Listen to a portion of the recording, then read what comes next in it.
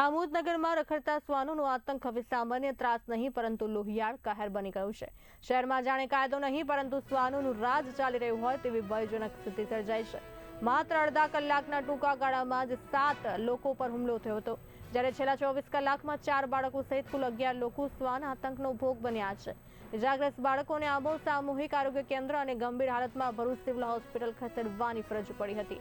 સ્થાનિક રહીશોએ નગરપાલિકાની નિષ્ક્રિયતા સામે ઉગ્ર રજૂઆતો કરી હતી। નગરજનોનો આક્ષેપ છે કે તંત્ર હંમેશાની જેમ ઘટના પછી જ હરકતમાં આવે છે।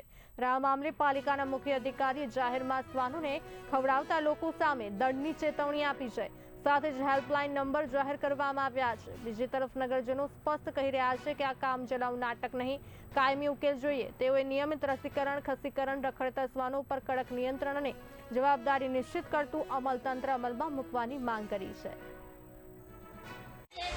મારું નામ અંકિતભાઈ પઢિયાર, મારે રહેવાનું અનોર। હું આજે આમોદ બજારમાં ખરીદી કરવાની હોય હું આવેલો બજારમાં, ત્યાં ચામડિયા હાઈસ્કૂલની આગળના ગેટ પાસે મેઇન બજારના રોડ પર ઊભેલો હતો। પાછળથી એક કૂતરું આવીને મારા ડાબા પગે બચકું ભરેલું અને 2 દાંત અંદર ઘૂસી ગયેલા।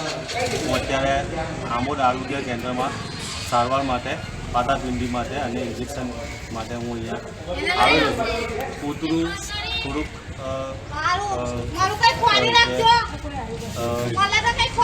હરખાયેલું જેવું લાગે છે, તો મારી સરકારને અથવા તો નગરપાલિકાને મારી મદદ છે, વિનંતી છે કે આવા પ્રાણીઓ જે માનવજાત માટે હાનિકારક હોય એમને જરા પકડીને પાંજરે પૂરવા અથવા એનો કોઈ નિકાલ કરવો, એ મારી અરજ છે।